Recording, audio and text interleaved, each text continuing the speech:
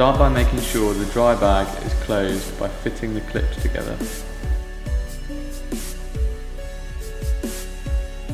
Then locate the leash plugs on your board. Position the bag in the middle of the nose of the board. On the front of the bag there are 4 corner adjustable straps with leash string tied to the end of each clip.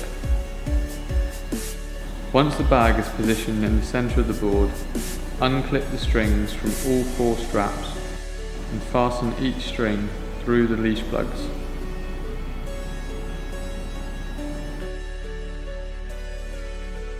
Then clip the strap onto the string on all 4 corners before tightening the straps.